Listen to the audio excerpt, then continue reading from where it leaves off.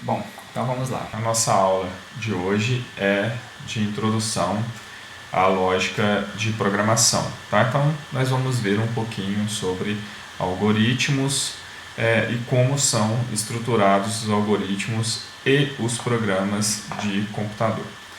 Então, na verdade, o que nós temos aqui nós temos aqui ver, né, como que o nosso objetivo ele pode ser atingido. O nosso objetivo central é partir de uma ideia que pode ser motivada por um problema, na verdade sempre é, né, motivado por um problema, e estabelecer uma lógica organizada e sequencial para resolver esse problema e a partir desta lógica a gente estruturar essa solução por meio de alguma ferramenta. Então, nesse processo todo, eu estou falando de identificar o problema, organizar o raciocínio lógico para fazer a solução, né? Então, lógica, né? Aplicar lógica à proposta de solução e utilizar alguma ferramenta ou algum recurso para organizar essa lógica em processos, em passos, a fim de que seja, né, que esses processos, esses passos sejam formalizados ou formatados por meio de um algoritmo. Tá? Então, nós vamos ver nesses primeiros momentos como partir de um problema até a formatação da solução por meio de um algoritmo. E esse algoritmo ele é o passo anterior à etapa de programação propriamente dita. Então, o que nós vamos fazer nesses primeiros momentos é aprender a analisar e organizar o raciocínio lógico a fim de construir um algoritmo. Tá? Então, o desenvolvimento de algoritmo ele antecede a etapa de codificação de software. Embora o desenvolvimento do algoritmo também pode ser uma codificação. Depende de como você está fazendo esse algoritmo. Um algoritmo nada mais é do que uma sequência lógica de passos para resolver algum problema. Vamos imaginar o algoritmo como sendo um procedimento bem simples, como fazer um café. Você precisa de fazer um café, esse é o problema, tá? Como que você faz um café? Daí você estabelece os passos ou os procedimentos para fazer esse café. Você coloca a água você coloca uma quantidade X de água em um reservatório Y, certo? É um passo. Você coloca esse reservatório para aquecer, é outro passo. Você verifica o estado da água. Se está acima da temperatura tal, você pode observar isso se a água está fervendo ou não, ou se você tem algum termômetro, depende de como dos recursos que você tem para fazer o café, mas se a temperatura está acima de tantos graus ou se a água está borbulhando, né, depende do recurso que você tem, você você desliga o dispositivo que está aquecendo a água. Acrescenta em um reservatório de filtro a quantidade determinada de pó de café. Depois, o próximo procedimento é adicionar a água em cima do pó de café que você adicionou em cima do filtro. Aguarde toda a água passar pelo filtro e ser armazenada em um outro reservatório, pode ser uma garrafa, qualquer outra coisa do tipo. E aí, ao fim, né, você tem um café pronto, que era a sua expectativa inicial quando você estava com um problema. Então, o algoritmo são esses procedimentos que você segue para resolver o problema ou para chegar no seu objetivo final lá, que é o café pronto. Tá? Então, isto é o desenvolvimento de um algoritmo.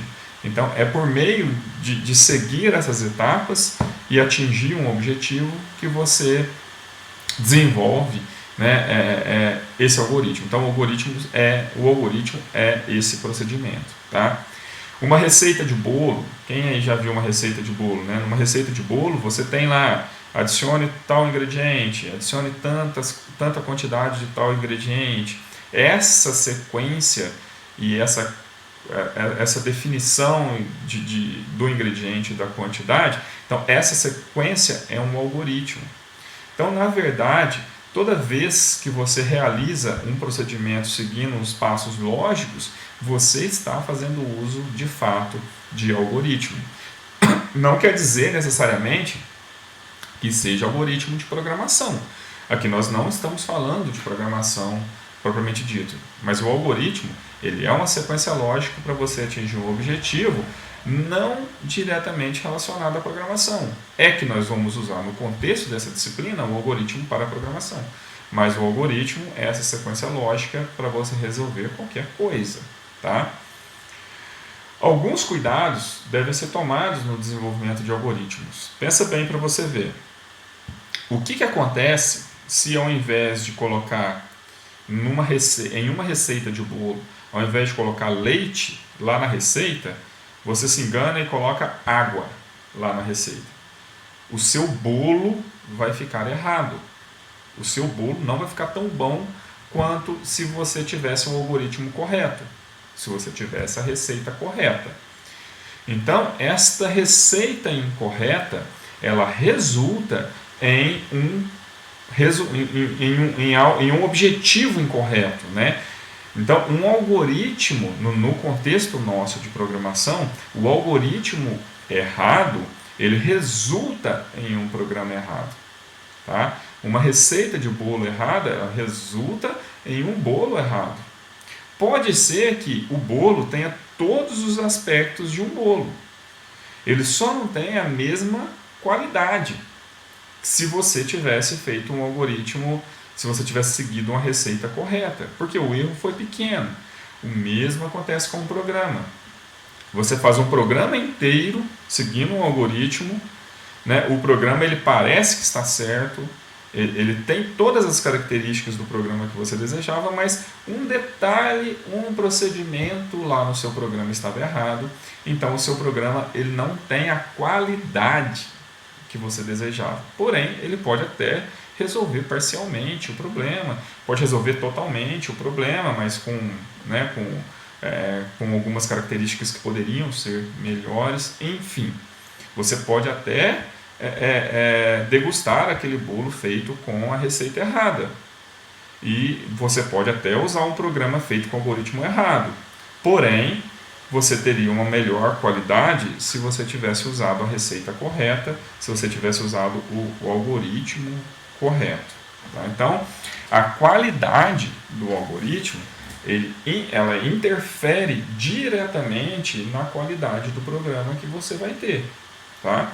Repito, pode ser que você tenha errado algo que não interfira diretamente na execução do programa, tá? Mas você pode ter que resolver com processos a mais, utilizando mais memória, utilizando, né, mais recursos computacionais e até chegar a resolver o problema, mas você não resolve com a qualidade que você teria se você tivesse desenvolvido um algoritmo com um pouco mais de cuidado, se o seu algoritmo fosse mais correto, digamos assim, tá?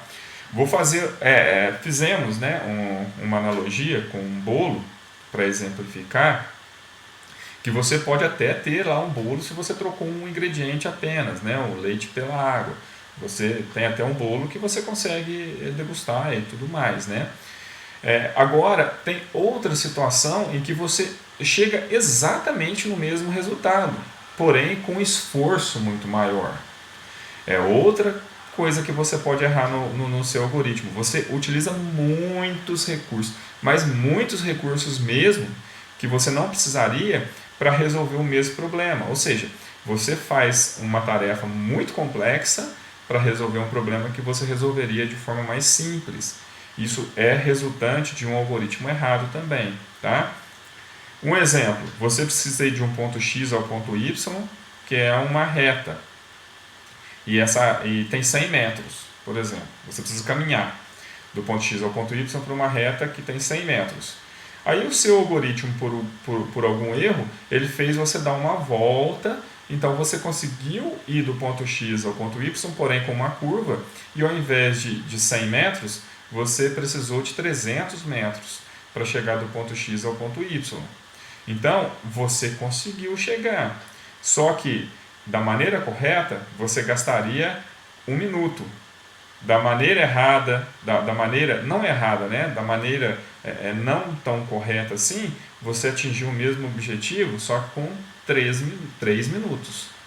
Então, é outra característica também que nós temos que cuidar, né? Nós precisamos resolver o problema, mas não a qualquer custo, e sim com o melhor custo possível.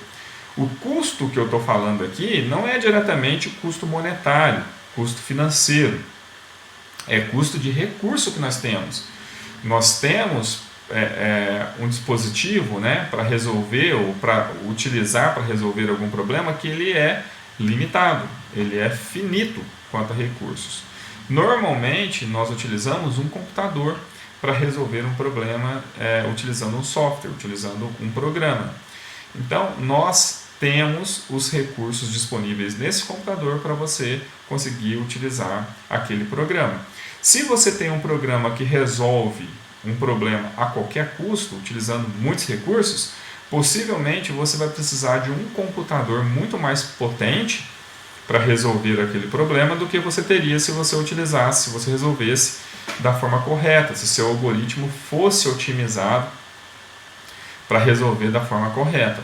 Então, inicialmente não está voltado com custo financeiro diretamente, porém pode ser também um custo financeiro, porque você pode ter que adquirir um computador muito mais potente para resolver o mesmo problema que você conseguiria resolver se o seu programa fosse melhor, digamos assim, tá? Então, nem sempre você vai deixar de resolver o problema, mas também você tem que cuidar do custo que você tem para resolver esse problema, custo computacional, digamos assim, tá? É lógico que nos nossos exemplos nós tratamos com situações extremamente simples, são programas extremamente simples que não faria diferença, mas imagina no contexto que você está numa empresa, você tem um sistema que suporta a operação da empresa toda, né? Todas as rotinas da empresa estão dentro de um programa, e aí para aquela empresa funcionar, esse programa tem que funcionar bem. Então esse programa ele é extremamente grande e cheio de operações e muita gente usando ao mesmo tempo. Se o seu programa não é ideal, se o seu programa utiliza muitos recursos, você vai precisar de servidores muito robustos para rodar esse programa. Então um simples programa mal feito pode acarretar para a empresa em custos elevados de aquisição de computadores. Então a empresa tem que investir em muitos computadores caros para você rodar um programa que não precisaria daquele recurso todo se fosse bem desenvolvido. Então o impacto é muito grande. Pode chegar ao ponto de ser até inexequível, né? Você pode ter alguma rotina lá que não tem um computador que consiga executar. Então não tem jeito. Vamos usar como exemplo o Facebook, né? É uma plataforma que todo mundo conhece. Então vocês imaginam a quantidade de servidores, de computadores para suportar a operação do Facebook. Então você tem lá um software feito, né, para milhões e milhões de usuários, todo mundo usando ao mesmo tempo, e eles têm lá um parque tecnológico, né, com milhares de computadores para suportar essa operação. Você imagina se alguma rotina do Facebook é mal desenvolvida e não está bem otimizada. Por causa de uma rotina, ou a operação para, né, ou os computadores não dão conta de processar, ou a empresa lá, o Facebook, precisa de investir muito mesmo, a mais do que precisaria para aumentar o seu parque tecnológico, para que esse parque tecnológico seja capaz de suportar essa operação, tá? E as atualizações, elas são exatamente por isso, né? Então, uma empresa pode soltar um programa, pode colocar um programa em produção, aí esse programa, as operações em cima dele crescem demais, esse programa ele vai precisar de ser otimizado, então ele vai sendo otimizado. Então, as atualizações, elas servem para suportar isso, mas não somente, né? Muitas atualizações são para melhorias. Então, vamos usar o próprio exemplo do Facebook. O Facebook ele vem sofrendo atualizações constantes, né? Algumas atualizações a gente nem percebe, porque não altera em nada a experiência que a gente tem com a plataforma, e elas são só para melhorar algumas rotinas internas, justamente para isso, otimizar alguns processos que estão utilizando muitos recursos computacionais. Outras atualizações não têm relação com isso, outras atualizações são para melhorar a experiência com o usuário.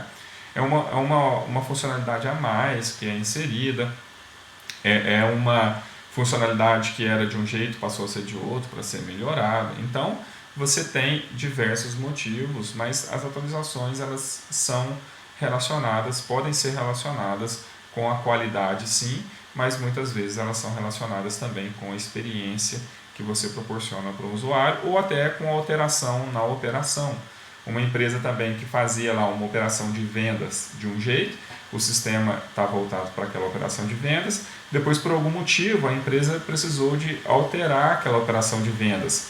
Seja por um motivo operacional dela, seja por uma questão de fisco, né, de imposto, por qualquer questão que seja, ela precisou de alterar a operação de vendas. Daí o sistema ele tem que suportar aquela nova operação daquele jeito. Então também é um outro motivo que um sistema pode sofrer ou pode ser necessário que ele tenha atualizações, tá? Então a gente está falando aqui de qualidade de algoritmo que resulta diretamente na qualidade do programa. E esse algoritmo ele pode ser feito de qualquer forma, né? Não tem um jeito formal de fazer um algoritmo. Geralmente é o ambiente em que você está inserido que vai determinar como você vai fazer o algoritmo. Por exemplo, uma empresa utiliza uma ferramenta tal para fazer os algoritmos. Então você tem que usar aquela ferramenta. Mas um algoritmo, como nós já vimos no exemplo aí da receita de bolo, ele pode ser feito num papelzinho, né, num caderninho. Então, um algoritmo ele pode ser feito à mão no caderninho, onde você especifica ali quais são as operações para atingir um objetivo. Nós vamos nessa disciplina, né, nesse curso, nós vamos ver duas formas de fazer algoritmos. É o algoritmo por meio de pseudocódigo, é onde nós vamos dedicar a maior parte do nosso tempo. Nós vamos utilizar uma ferramenta chamada Visual G e uma linguagem baseada em Pascal, mas ela está em português para facilitar a nossa compreensão no primeiro momento, antes da gente migrar de fato para uma linguagem de programação formal. Então, o pseudocódigo faz uso de uma linguagem intermediária, né? Ela, por estar numa linguagem nativa, da nossa linguagem falada nativa, a gente considera que ela está numa linguagem intermediária. Ela está em português, porém ela tem que ser estruturada já numa forma, né, reconhecida pelas linguagens de programação. Então, ela não é nem uma linguagem falada, né, apesar de estar em português, nem uma linguagem de programação, exatamente por estar em português. E a maioria, não, na verdade todas as linguagens de programação elas estão em inglês. E ela é intermediária porque pelo menos as sequências, as estruturas, elas estão voltadas já para uma linguagem de programação. Tá? O pseudocódigo ele depende da linguagem de programação. Você faz um algoritmo e você não precisa nem saber em qual linguagem ele vai ser implementado, porque depois, na hora da implementação, esse pseudocódigo ele pode ser entendido, interpretado por qualquer pessoa e é muito simples de ser transferido ou transportado para uma linguagem de programação. E uma primeira ferramenta ou tecnologia que nós vamos utilizar para compreender os algoritmos é por meio de um fluxograma. O fluxograma vai ser a primeira forma porque ela é mais visual, a gente não vai precisar de entrar em código já nesse primeiro momento. Então nós vamos ver uma estrutura, né, mais visual, num formato mais visual, uma maneira de construir algoritmos. Então nós vamos construir algoritmos com caixinhas, né, com figuras, cada figura representando uma operação, ligando uma figura à outra, e aquela sequência de passagem pelas figuras nos dá a ideia de o funcionamento de um programa. Então, fazendo assim também, né, fazendo com essa estrutura visual um algoritmo. Então, como já foi dito, utiliza figuras que representam o fluxo dos dados. Dados por quê? Porque normalmente, quando a gente está trabalhando com programa de computador, com algoritmo, a gente está trabalhando com dados, né? A gente está trabalhando com valores, com dados que a gente espera transformar em informação, né? Se você tem lá, por exemplo, um número inteiro 5 isolado, ele é só um dado, né?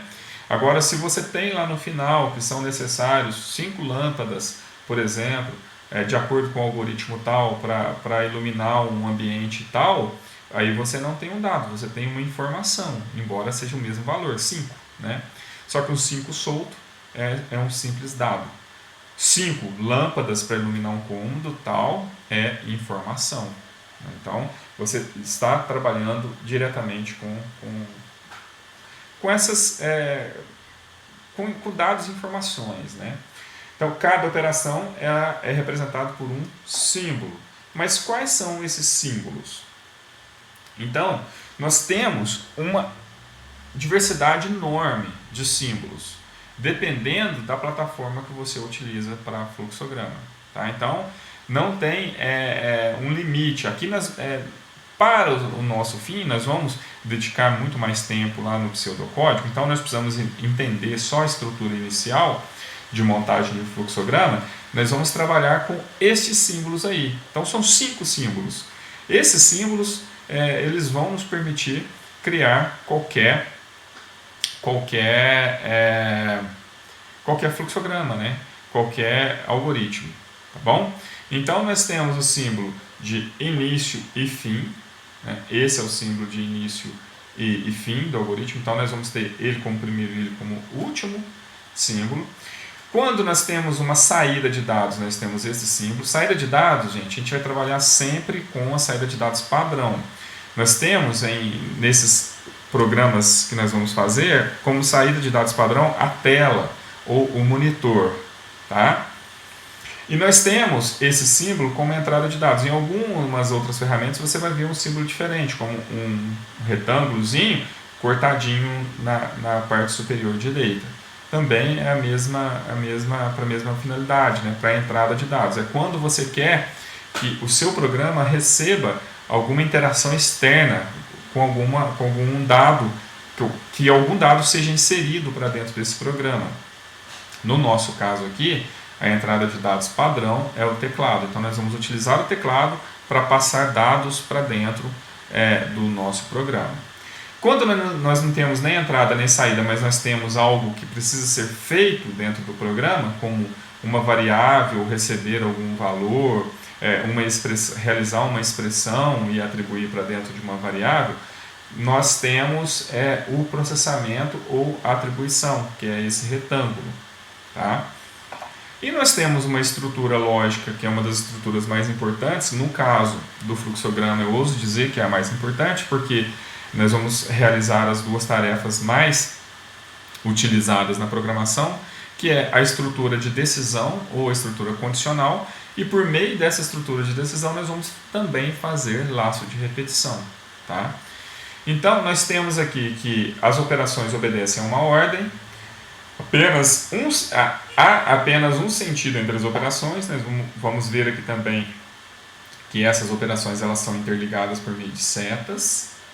E somente a decisão sai em 2 setas. Por quê? Sempre que você precisa tomar uma decisão, no caso de uma decisão binária, que é desse tipo de decisão que nós temos aqui, será feita uma pergunta. Então nós temos uma resposta sim e uma resposta não, só. Tá? Por exemplo, uma variável x é maior do que 5, você não tem outro tipo de resposta senão sim ou não. Tá? Uma variável y é igual a 10, você só tem sim ou não. Né? Não é igual a 10, mas é igual a 8. Beleza, então você pode ter outra condição na sequência, não tem problema. Mas aquela pergunta você só responde de forma binária, sim ou não. Tá? Aí nós temos um exemplo aqui.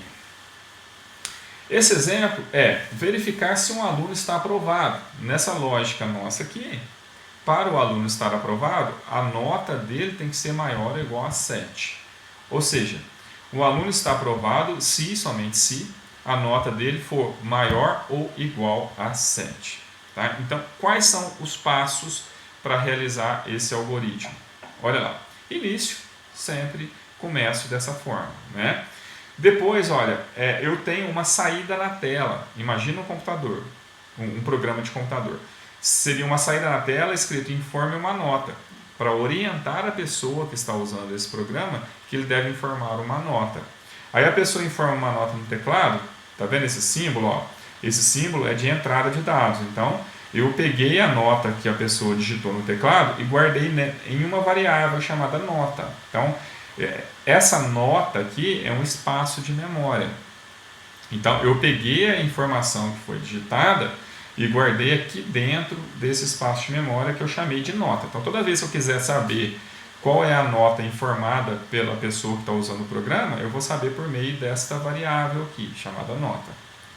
Aí, ó, olha o fluxo que vem, ó, segue, aí vem para cá, vem para uma decisão. Aí é uma pergunta, estão vendo a interrogação? Nota é maior ou igual a 7, só tem dois tipos de resposta possível.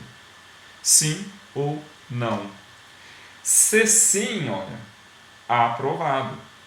Escreve na tela, aprovado, é uma saída de dados, ó, e fim, terminou. Essa parte aqui nem foi acessada, porque a minha decisão me mandou para cá. Agora, se a nota for, por exemplo, 5, não é maior ou igual a 7. Aí eu pergunto, nota que é 5 é maior ou igual a 7? Não. Então ele escreve na tela reprovado. Tá? E vem para o fim. Percebam que uma decisão ela só tem duas respostas possíveis, sim ou não. Tá? Ah, beleza, mas então se eu quiser 3 possibilidades? Imagina só, eu quero maior ou igual a 7 aprovado, mas eu não quero que tenha o diferente disso seja reprovado direto. Eu quero colocar uma condição intermediária, que é dele estar em recuperação. Eu posso ter 3 possibilidades aqui nessa condição? Não posso. Essa condição ela não pode ter 3 possibilidades. São só 2. O que eu posso fazer é mudar a lógica. Olha só. Eu adicionei agora a possibilidade de reprovação. Eu mudei a lógica do meu programa, mas pode ver que olha, a condição só tem, essa condição tem 2 saídas. Essa condição tem 2 saídas. A condição sempre vai ter 2 saídas. O que eu fiz foi colocar uma outra condição. Né? Então, essa parte inicial ela continua da mesma forma, né? Aparece na tela para informar a nota, eu informo e guardo nessa variável nota. E testo. Até aqui está igualzinho a outra. Né? Nota é maior ou igual a 7? Se sim, escreve na tela aprovado e fim, terminou o programa, que não teve alteração nenhuma. Agora a alteração é se não. A nota não é maior ou igual a 7, então vem para cá. Eu já sei que não é maior ou igual a 7, então só pode ser menor. Mas eu testo de novo. Então eu sei que é menor que 7. Mas ela sendo menor que 7, ela é maior ou igual a 5? Se sim, vem para recuperação e termina o meu fluxograma. Agora, se não, ele vem para reprovado e termina o fluxograma. Agora eu dei 3 possibilidades, mas eu não alterei a estrutura dessa condicional. Eu simplesmente adicionei uma outra condição às minhas possibilidades. Tá? Então, essas são as maneiras de se fazer condições. Né? Existe uma outra possibilidade também, que é de fazer laço de repetição. Os laços de repetição nada mais são do que automatizar algum processo para ser realizado várias vezes sem que eu precise de fazer isso manualmente. Tá? Então, veja esse exemplo. Eu quero escrever na tela todos os números de um valor que a pessoa digitou até 9. Tá? Então, olha só. O começo é igual aos anteriores, né? Informa o valor. Escreve na tela, informa o valor, a pessoa digita o valor, eu guardo nessa variável x. Agora não é nota mais, né? É essa variável x. Aí eu venho para cá, o fluxo é só esse possível. Eu não vou sair daqui e vir para cá. É porque aqui juntou essa outra seta que saiu e encontrou com essa, mas o meu fluxo é essa seta que vem para cá, para essa condição. Aí eu testo, x é menor que 10, independente do valor que a pessoa digitou. Se a pessoa já digitou 15 de cara, Ele vem para não e termina o programa e não faz nada. Agora vamos supor que a pessoa digitou 8. A pessoa digitou 8, eu guardei 8 em x. X é menor do que 10? 8 é menor do que 10? Sim. Então eu escrevo na tela o que? O valor de x. Então vai aparecer na tela 8. Aí meu fluxo vem para cá, ó, tá vendo que aqui é um processamento, só para fazer uma atribuição. Olha, x, que é essa variável que eu tenho, ela recebe o valor que ela tem, que é 8 mais 1. Então o x agora passa a ser 9. E o meu fluxo vem para cá, segue aqui e volta para a pergunta. Agora, 9, que é quanto vale x, é menor que 10? É. Então vem para o sim de novo e escreve na tela 9. Então escreveu 8, agora escreve o 9 na frente. Aí ele vem para cá, x recebe o valor que ele tem, que é 9, mais 1. Então x agora vale 10. E vem para cá, volta e cai na condição novamente. 10 é menor que 10? Não. Não é, então vem para cá e termina o algoritmo. Ou seja, se a pessoa digitou 8 na hora que o programa pediu um valor, esse programa vai escrever na tela 8, 9 e termina. Fica evidente nesse programa que a utilidade dele, a funcionalidade dele é escrever todos os números entre um valor informado pelo usuário até 9, né, até menor que 10. Por isso que a pergunta aqui é se fosse menor que 10. E se eu quisesse escrever o 10 também? Aí eu deveria colocar menor ou igual a 10. Aí ele iria repetir mais uma vez, com x sendo 10, vou escrever 10. O x passaria para 11 aqui, volta. Aí sim, 11 é menor ou igual a 10? Não. Aí ele finaliza. Ou seja, são exemplos simples que estão sendo demonstrados aqui, só para a gente entender as estruturas iniciais, né, de um fluxograma e de um algoritmo. Isso é um algoritmo representado por meio de um fluxograma.